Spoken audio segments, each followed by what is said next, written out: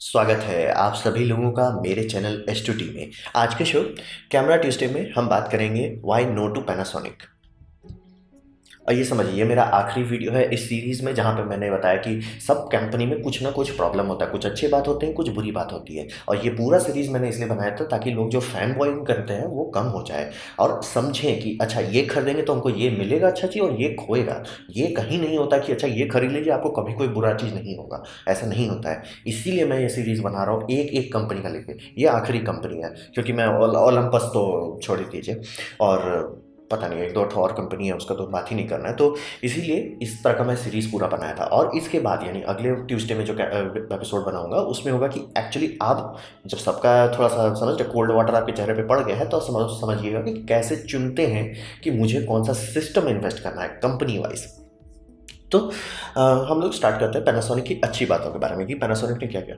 आप ये समझिए पैनासोनिक और ओलंपस 2009 के आसपास में इन्होंने ये माइक्रो फोर थर्ड अलायंस बनाया, यानी कि एक कंपनी है, कंसोर्टियम है, ओपन स्टैंडर्ड का लेंस माउंट ओपन है, यानी कि कोई भी कंपनी उसका लेंस इज्जत से बना सकता है।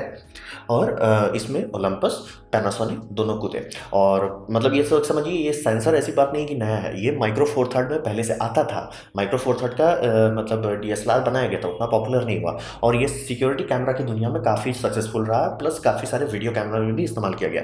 तो फाउंडेशन था, उसी फाउंडेशन का इस्तेमाल करके एक मिररलेस बनाना, इसीलिए माइक्रो लगाया गया।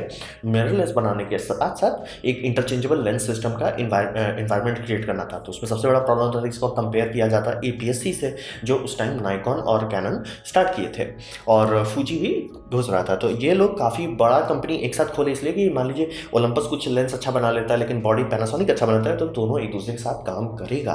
और इसका उल्टा भी हो सकता है कि मान लीजिए ओलंपस ने भयानक बॉडी बना लिया, पैनासोनिक का लेंस अच्छा वो लगा लीजिए, और ओपन होने के चलते बहुत दोनों को उम्मीद था कि ज़्यादा बिकेगा, लोग तीसरा चौथा मैन्युफैक्चर जैसे कि सिग्मा हो गया, टैमरॉन हो गया, टोकिना हो गया, आपका वॉइट लैंडर हो गया, ये सब भी माइक्रो फोर थर्ड के लिए नेटिव लेंस बनाने लगेंगे।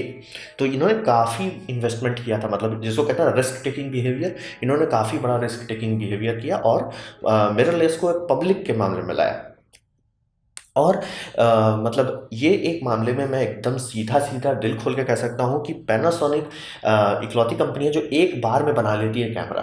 बाकी सबको कम से कम, जैसे मतलब सोनी का अब जाके जैसे ये R सीरीज़ का मार्क 4 में जाके, A9 का मार्क 2 में अब जाके इनको समझ में आ रहा है कि नहीं हैंडल बॉडी में हैंडल कैसे होना चाहिए, बटन्स कैसे होने चाहिए, और वो भी सिर्फ अर्गोनॉमिक सुधार पे, मेन्यू सिस्टम अभी तक नहीं सुधारे। ये लोग एक बार में, जैसे खास करके S सीरीज़ में एक बार में बॉडी इतना बढ़िया उतारे कि हाँ भाई कैमरा है, अच्छे से पकड़ में आ रहा है, फील हो रहा है, कंट्रोल हो रहा है, सब चीज़ बल्ले बल्ले है, और यूज़र इंटरफेस भी बहुत अच्छा है। तो मतलब ये जेन्युइनली माइंड बॉगलिंगली अच्छा बनाते हैं कि हाँ कैमरा लीजिएगा और उससे आपको लड़ाई नहीं करना है कि अरे हमको ये फंक्शन ये यहाँ नहीं, आपको समझ में आ जाएगा। आप 15-20 मिनट टाइम दीजिएगा, आपको समझ में आने लगेगा क्या है। एक दो महीना इस्तेमाल कर लीजिएगा, उसके बाद तो आपको ध्यान भी नहीं दीजिएगा अच्छा क्या फंक्शन चेंज करना है। बहुत अच्छा, मतलब इस मामले में ये लगभग कैनन को धो देता है, क्योंकि कैनन कॉम्प्रोमाइज़ कर दिया। कैनन को आता है बनाना अच्छा, लेकिन जानबूझ के कॉम्प्रोमाइज़ किए। वो चाहते थे कि मेरा 5D Mark 4 भी बिके और मेरा EOS RP भी बिके, तो मतलब EOS R भी बिके, तो R को ट्रिपल कर दिए, जानबूझ के ऐसा बनाए जो लोगों को ना पसंद आए ताकि उनका 5D बिके।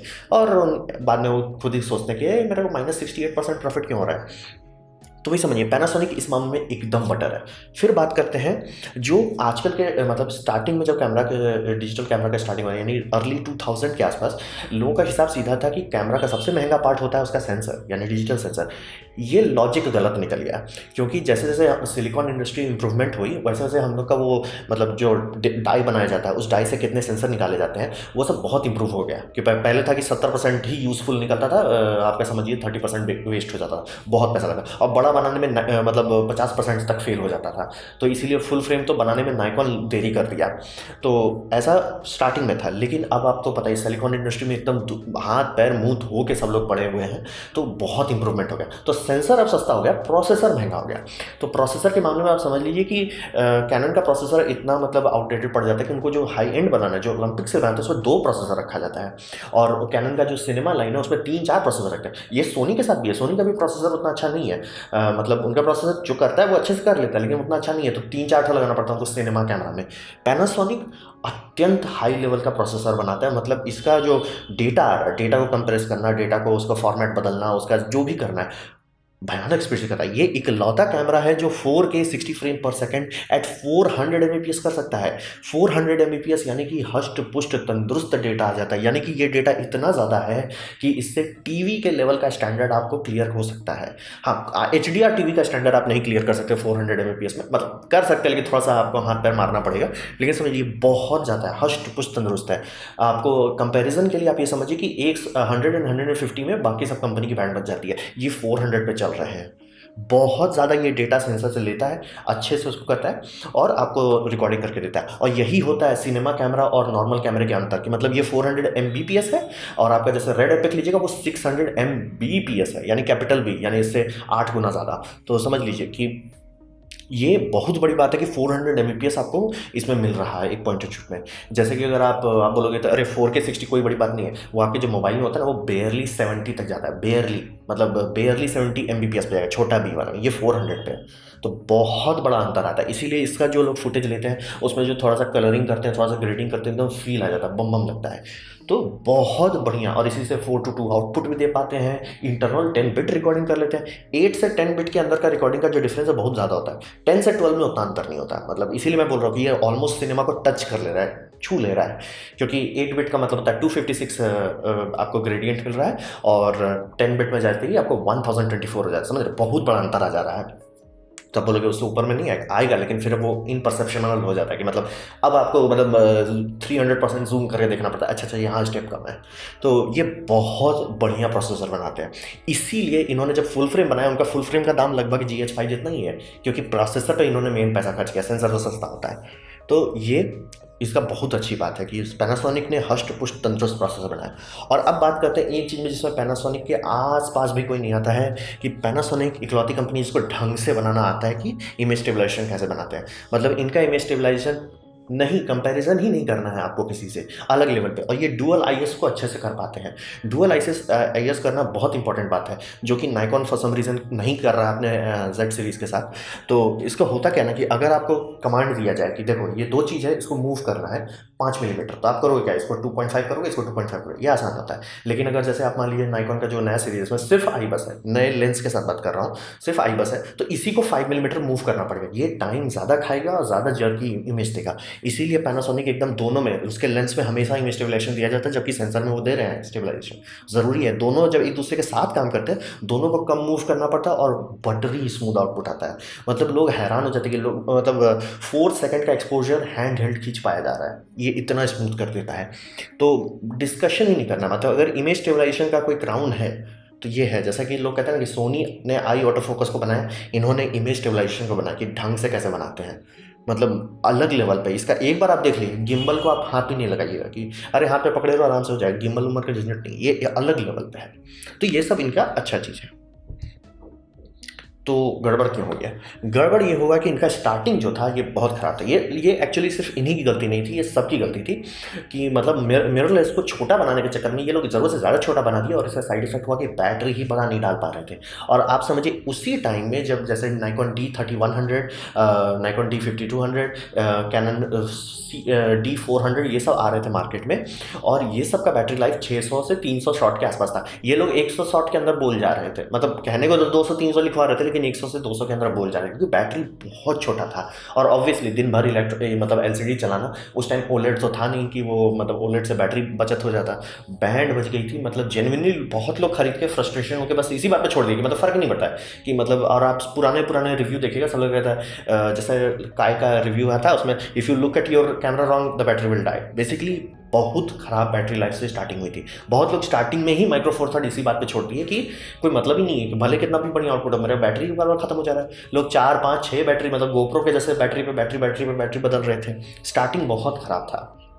और उसके बाद अभी भी इनका ऑटो फोकस ऐसा नहीं हुआ है कि जिसपे लोग जैसे मतलब अगर अभी ऑटो फोकस फोटो के मामले में मैं बात करूं तो ठीक ठाक है, वीडियो के मामले में बात करूं कि और आप बोलोगे वीडियो में क्यों इतना इंपॉर्टेंस है, क्योंकि वीडियो अगर आपका अच्छा हो पा रहा है तो यानी आप बर्स्ट मोड पे फोकस अच्छे से कर पाएंगे, जहाँ पे आपको जो फर्क पड़ता है। मतलब ओलंपिक वालों के लिए ज़रूरी है कि भाई बर्स्ट मोड में भी मेरा फोकस में रखो, और बर्स्ट मोड में हर कैमरा का स्पीड भी घट जाता है, फोकस भी घट जाता है, एक्यूरेसी भी घट जाती है। और यहीं पर सोनी का Mark II वाला में आपको अंतर दिखने लगेगा कि सोनी 9 का अगर आप यूट्यूबर से देखिएगा वो लोग बोलेंगे हाँ ठीक ठाक फोकस है, मार्क 2 में कुछ नहीं अपडेट किया, लेकिन जैसे वो बर्स्ट में देखिएगा, बर्स्ट में हिट रेट हाई हो गया है।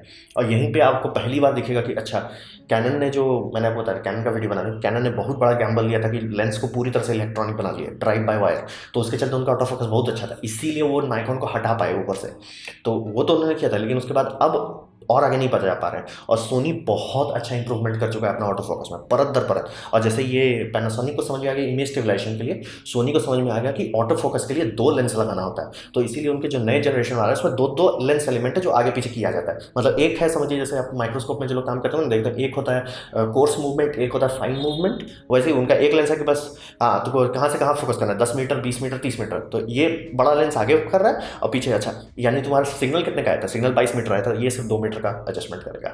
तो अलग लेवल का फोकस आ जाता है। और मतलब A9 मार्क 2 का जो लोग टेस्टिंग कर रहे हैं ओलंपिक वाले जैसे इन्वायरमेंट प्रोफेशनल फोटो में, अलग लेवल का ऑटो फोकस है। मतलब वो जेन्युइनली उसके बाद अब देखने के बाद लोग बोल देते हैं कि ना अब मतलब generally Sony at least auto focus समझ गया। तो यहाँ पे इनका ऑटो फोकस सोनी से कंपेयर किया जाएगा, क्यों? क्योंकि सोनी और इसका दाम बहुत नज़दीक आ गया है। यही माइक्रो फोर थर्ड का स्टार्टिंग में था कि दाम कम रखो, क्यों? क्योंकि सेंसर छोटा है, क्यों? क्योंकि सेंसर सस्ता होता है। अब लेकिन जब प्रोसेसर आप दे रहे हो ऐसा है कि जो 400 Mbps का डेटा प्रोसेस करके दे पा रहा है, जो कि आपके मोबाइल प्रोसेसर को, स्नैपड्रैगन को करने में बैंड बच जाएगी, वो ऐसा करने के चक्कर में उनका बॉडी महंगा हो गया। $2000 में वो उतार रहे थे, $2000 में A7 Mark 3 आ जा रहा था। तो यही उनका ऑटो फोकस ना मतलब नहीं उतना लेवल पे है कि आप मतलब जैसे फोकस कर रहे हैं हंटिंग करने लग जाता है। पहले से बहुत अच्छा हो गया, लेकिन क्या आप उसमें आंख मूंद करके भरोसा कर सकते हैं? नहीं। मतलब और कैनन डुअल पिक्सल है तो डुअल पिक्सल से भी नीचे है, तो इसीलिए समझिए। और जो एक क्रॉप फैक्टर का झूठ फैलाया गया था कि नहीं क्रॉप फैक्टर एपर्चर पे नहीं लगता है वो, लेकिन दाएं बाएं हाएं हूं करके सब लोग करते रहते हैं। हमसे तो पड़ गया, एक फैन बॉय पड़ गया मेरे पीछे, और सिर्फ एंग्री फोटोग्राफर का मतलब सब लोग नाम ले रहे हैं। भाई वो एंग्री फोटोग्राफर लेंस है करके क्यों नहीं दिखा? मैंने टोनी नटरप का किस लिए दिखाया? शांति से लेंस है, कैमरा लगा के दिखा दिया, like this is what happens. Lens वही है, लेंस चेंज नहीं कर रहा है, बस बॉडी चेंज कर रहा है। सेंसर साइज यानी कि फुल फ्रेम से APS-C जाने में क्या होता है, चेंज करके दिखा दिया।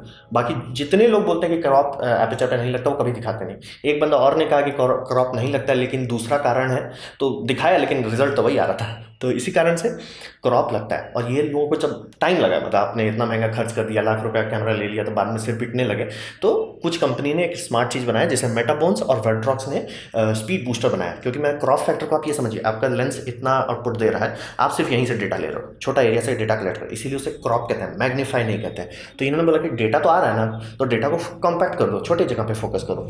ये स्पीड बूस्टर है। और स्पीड बूस्टर आने के बाद ये सब कैमरा दोबारा मार्केट में छा गया, क्योंकि इसका ये मतलब ये दोनों खास करके इसके लिए बनाया गया है, कैनन EF के लिए। तो EF माउंट का आप लगा लीजिए आराम से लेंस और गद एंजॉय कीजिए, कोई टेंशन नहीं है।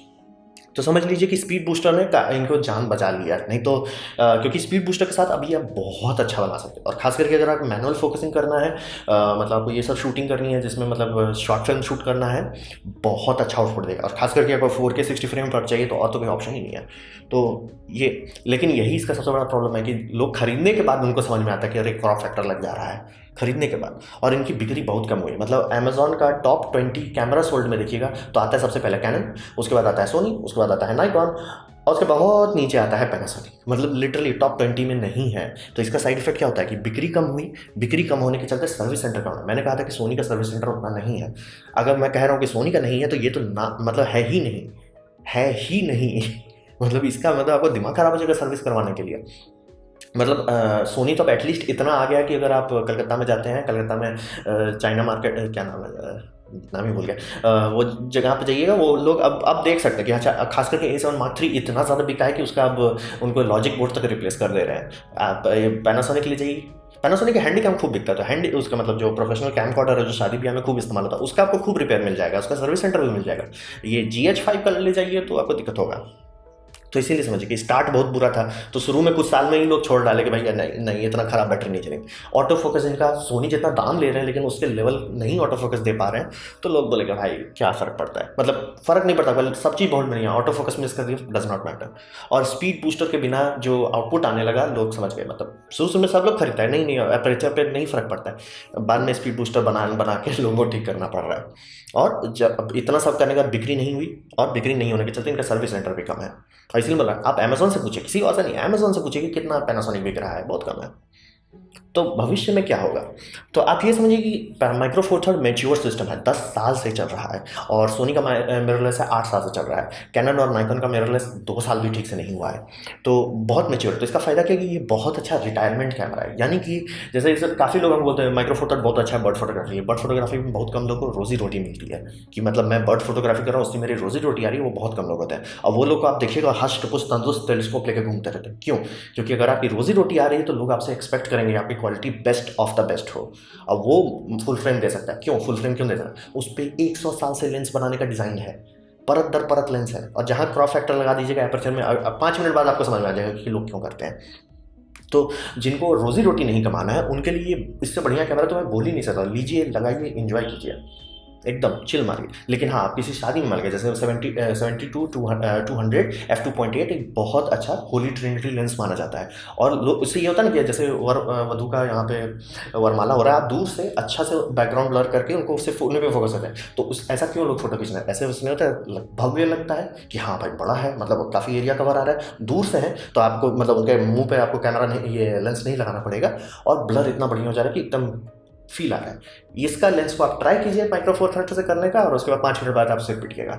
और हाँ, बहुत लोग आपको पैसा दे सकते हैं, बहुत लोगों से आपकी फोटोग्राफी भी हो सकती है, लेकिन जहाँ कंपैरिजन आ गया कि अरे ये फोटोग्राफर का तो फील ही नहीं आ रहा है, दूसरे फोटोग्राफर कंपेयर है, क्योंकि सब लोग इंस्टाग्राम में डालते हैं, सब लोग फेसबुक में डालते हैं, जहाँ कंपेरिजन आया तुरंत आपको अगले दिन से रोजी रोटी में दिक्कत होगा। दूसरा ये बात भी होता है कि अगर आप एक बड़ा लेंस लेके पहुँचते हैं किसी शादी में, लोग को पैसा देने में चुभेगा नहीं कि अच्छा 2 लाख क्यों चाहिए। अच्छा, देख देख के ही समझ जाएंगे कि भाई आप सीरियस हो। और ये आप बोलोगे सिर्फ साइकोलॉजिकल है, एकदम सही बात है, ये साइकोलॉजिकल है, लेकिन फर्क पड़ता है आपकी रोजी रोटी इससे आ रही है। तो आप तो मतलब आम तो रहेगा, बड़का सा लेंस हुड लगा दीजिए, एकदम बम बम लगे, लोग भाई सीरियस आदमी है। और अब देखोगे, आप नोटिस करोगे कि अगर आप एक छोटा कैमरा लेके जा रहे हो कहीं, लोग किस तरह से आपको ट्रीट करते हैं, भरसे एक बड़ा हष्ट पुष्ट तंदुरुस्त लेके जा रहे हैं किस तरह से ट्रीट करते हैं। तो इसीलिए मैं इस कैमरे से आपको शादी ब्याह करने नहीं बोल रहा हूँ, क्योंकि लोग आपको पैसा दे रहे हैं और उम्मीद करेंगे कि best of the best of the best. उनको इमेज में अपना नॉइज़ नहीं चाहिए, उनको अपना एकदम बेस्ट बैकग्राउंड ब्लर चाहिए, तो इसीलिए वहाँ पे मैं नहीं बोल सकता। हाँ, आप बस चिल आउट कर रहे हैं तो काफ़ी अच्छा रिटायरमेंट कैमरा है। और एक दूसरा यूज़ के मामले में ये सबसे बेस्ट है कि ये बहुत बढ़िया स्ट्रीमिंग कैमरा बनाता है। 30 से 40 हज़ार में इससे बढ़िया स्ट्रीमिंग वेब कैम तो आते ही नहीं है ढंग के, तो कंपैरिजन तो करने का मतलब ही नहीं बनता है। और ये आप खरीद सकते हैं कैमलिंक HDMI टू USB 3.0, और बहुत बढ़िया आप स्ट्रीमिंग सेटअप बना सकते हैं। इसमें 4K 60 फ्रेम पर सेकंड मिल जाएगा। तो इस मामले में तो कोई कंपटीशन नहीं, मतलब एकदम बल्ले बल्ले ऑप्शन है। और पैनासोनिक को समझ में आ गया कि क्रॉप फैक्टर वाले बात लोगों को पकड़ में आ रहा है। लोग जैसे ही जिस दिन स्पीड बूस्टर मार्केट में टच किया, लोग को समझ में आ गया कि भैया माइक्रो फोर थर्ड लेने का कोई मतलब नहीं बना। मतलब और जब $2000 आप दे ही रहे हो, $2000 में ये करा, प्लस कैनन ने EOS RP का दाम इतना कम रख दिया, $1400, जो कि मतलब सेकेंड हैंड इसका क्या बोलते हैं इसको, ये GH5 का दाम के बराबर आ जा रहा है। तब लोग क्या क्यों क्यों करेंगे? और आप उस लेंस तो समझ लीजिए, इसीलिए पैनासोनिक समझ गया कि भैया ये नैया डूबने वाली है। अभी नहीं डूबेगी, मतलब मैं आज बोल रहा हूँ, ये वीडियो मान लीजिए 2020 में आप देखते हैं, तो ज़रूरी नहीं है कि 2021 में बंद हो जाएगा। 2025 तक तो बिना दिक्कत के खींचेगा, उसके बाद धीरे धीरे आना खत्म हो जाएगा। जैसे नाइकॉन ने अपना प्यार से मार दिया N1 सीरीज़ को, वैसे ही ये लोग पैनासोनिक प्यार से हटा देंगे, तो आपको पता नहीं चलेगा। तो अभी इनका सारा पैसा जा रहा है S1 सीरीज़ में, और S1 में उनको एटलीस्ट लेंस का दिक्कत नहीं है, प्रोसेसर इतना बढ़िया है, इसीलिए ये S1H बम बम परफॉर्मेंस देता है।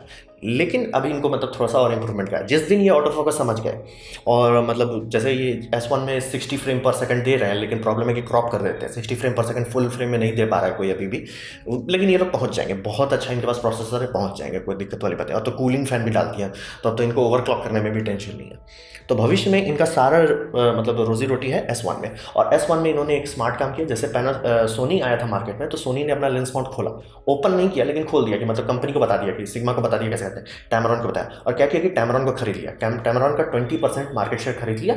उससे फायदा ये हो गया, टैमरॉन का कंट्रोलिंग इंटरेस्ट आ गया इनके पास। तो टैमरॉन इसीलिए ऊट पटांग लेंस बनाता है सोनी के लिए, 28 to 70 क्यों बना रहा है, 70 मतलब जनरली 24 to बनाया जाता है, ताकि सोनी का मेन लेंस और टैमरॉन के लेंस में कन्फ्लिक्ट ऑफ इंटरेस्ट ना आए। तो इसीलिए मतलब पैनासोनिक भी उतरने के लिए बहुत सीरियसली एक काम किया कि सिग्मा के पास चला गया कि भैया टैमरॉन तो सोनी ले लिया है, आप सिग्मा के पास चला गया। तो सिग्मा, लाइका और पैनासोनिक एल माउंट अलायंस बना लिया है। तो समझिए इनके पास काफ़ी बड़ा चांसेस है कि बहुत अच्छे से मार्केट कवर कर सकते हैं अगर ऑटो फोकस सुधारे थोड़ा सा, मतलब अभी भी इनको ऑब्वियसली मतलब एक एक्सपीरियंस की बात होती है, सुधारे तो ये काफ़ी अच्छा मार्केट कैप्चर कर सकते हैं। क्योंकि समझिए 2010 के बाद से सारे कैमरा कंपनी की बैंड बजी हुई है, सबका मार्केट धीरे धीरे धीरे धीरे मोबाइल फ़ोन हटाया जा रहा है। और जेन्युइनली मैं सरप्राइज हो जाता हूँ आजकल के मोबाइल फ़ोन का फोटो देख के कि मतलब 30,000 का DSLR बस 30,000 का मोबाइल फ़ोन, आप 30,000 का मोबाइल फ़ोन लेके बहुत अच्छा फोटो खींच सकते हैं। और आप बोलोगे नहीं उतना अच्छा नहीं होता, फर्क नहीं पड़ता आप, क्योंकि हर टाइम आप निकाल के फोटो खींच पाएंगे। अरे आपको कोई अच्छा पक्षी दिखा तुरंत निकाल के खींच ले। अब तो ऑप्टिकल जूम भी आने लगे हैं। तो मतलब लिटरली आने वाले 2 से 3 साल के अंदर आपको ऐसे ऐसे कैमरा दिखने लग जाएंगे मोबाइल में 30,000 के अंदर जो सस्ते DSLR को धो देगा, जो इस तरह का माइक्रो फोर थर्ड को मतलब ऑलमोस्ट, पहले तो ये था कि लो लाइट नहीं आएगा, लो लाइट भी सॉल्व कर दिया। फिर था कि इमेज मतलब डायनेमिक रेंज नहीं आएगा, पिक्सल सीरीज का dynamic range literally full frame के लेवल पे पहुंचा दे रहे हैं। ऑब्वियसली कंप्यूटेशनल फोटोग्राफी करके कर रहे हैं, लेकिन उससे आपको क्या लेना देना, आपको फोटो खींचना है। तो इसी कारण से मैं कभी भी किसी को रोजी रोटी के लिए नहीं बोलता हूँ फुल फ्रेम से नीचे जाके, रोजी रोटी लेना है फुल फ्रेम ले लो, खुश रहिएगा लंबे टाइम तक।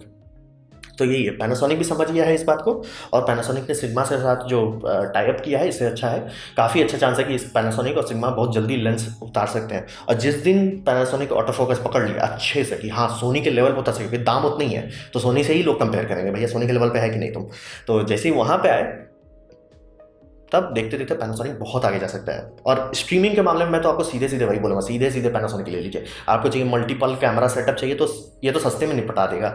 और कोई भी DSLR तो बोलूँगा नहीं 30-40 हज़ार, किसी में क्लीन HDMI आउटपुट है नहीं, इसमें तो आपको HDMI 4K 60 आउटपुट मिल जाएगा। तो इसीलिए बहुत अच्छा यूज़ है, रिटायरमेंट कैमरा है, फन कैमरा है, और पैनासोनिक फुल फ्रेम में काफ़ी मेहनत कर रहा है। तो आने वाले टाइम में काफ़ी इंटरेस्टिंग होगा पैनासोनिक का फ्यूचर। तो ये था मेरा प्रेजेंटेशन, मैं पैनासोनिक क्यों नहीं बोलता हूँ किसी को लेने के लिए। उम्मीद करता हूँ आपको अच्छा लगा, कुछ सीखने को मिला, आपका थोड़ा फैन बॉय ठंडा हो गया होगा। अगर ऐसा है तो लाइक कर दीजिए, नहीं अच्छा लगा, नहीं पसंद आया कोई बात नहीं, आप डिसलाइक कर सकते हैं। मैं कहूँगा डिसलाइक 2 बार दबाइए, उससे मुझे पता चलेगा कितना ना पसंद हुआ है। मैं आपसे कहूँगा कमेंट लिखिए, क्योंकि मैं हर कमेंट के जवाब देता हूँ। आपसे कहूँगा सब्सक्राइब कीजिए, बेल दबाइए अगर आप फ्री हैं तो। आपने मेरा वीडियो देखा जानकर मुझे बहुत खुशी हुई, धन्यवाद।